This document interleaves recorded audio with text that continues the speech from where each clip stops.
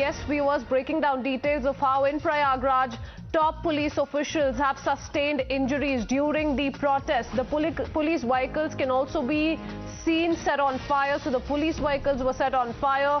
Some police officials also sustained injuries. In fact, to get into further details, ADG Prem Prakash stands injured. The DM also there sustained injuries, and ADG staff also sustained injuries. So information coming in of at least 3 police officials, top 3 police officials who have sustained injuries during the protests in Prayagraj. Protests have broken out in several parts of the country. It's not just limited to Uttar Pradesh, where of course a call was given not just now but a week ago as well, and investigation is on that particular front. But to quickly get in more details on what happened in Prayagraj, Amir joining us once again. Amir, what happened in Prayagraj? What led to the situation getting from bad to worse, with the police officials also ultimately sustaining injuries? Well, yes, absolutely. Not just the police officials, but the top administrative officials of the district. The district magistrate Sanjay Khatri has also sustained injuries. ADG Prem Prakash has also sustained injuries, and a number of other policemen who were along with them have also been pelted with stones. Now, these top officials of the district perhaps were caught unawares when they went towards the place where these rioters were indulging in stone pelting, trying to gain control of the situation. But the district magistrate somehow, his staff could not coordinate with him, and therefore the crowd, the mob that had gathered there, chased him to a distance when finally he could seek refuge. So, very disturbing visuals there coming in from Prayagraj. Over the last several years, we have not seen such a situation where top police officials like district magistrate, like ADG of Prayagraj, as well as the district magistrate of Prayagraj, such senior officials being chased by mob, being pelted with stones and having sustained injuries because of the resultant violence. So clearly, situation had actually gone out of control in Prayagraj, although now the official sources are telling us that situation has been taken control of. The visuals which we are showing to our viewers have been recorded some time back.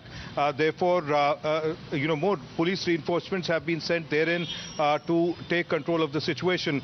But clearly, not a good situation overall across many districts in Uttar Pradesh, especially in Prayagraj, in Saharanpur and in Moradabad, wherein stone pelting has taken place. Mobs have tried to chase police. The police have used force. They've resorted to lathi charge to disperse the mob that had gathered to protest after the Jumma prayers this afternoon.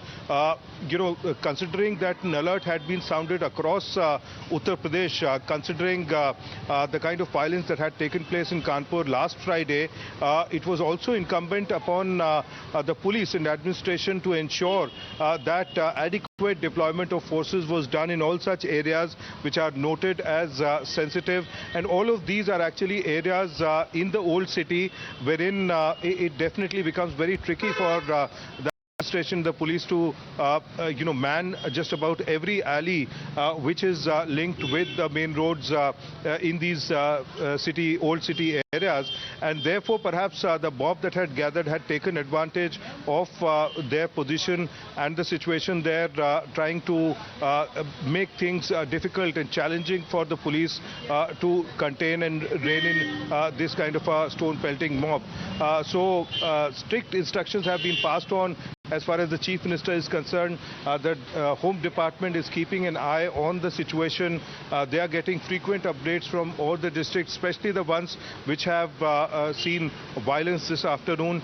And, more action will follow definitely, because none other than the Chief Minister himself, Yogi Adityanath, has instructed all top officials in the respective districts to ensure that immediate and very strict and exemplary punishment and action be taken against all such people who have indulged in this kind of violent protest, vandalism and incidents of stone pelting.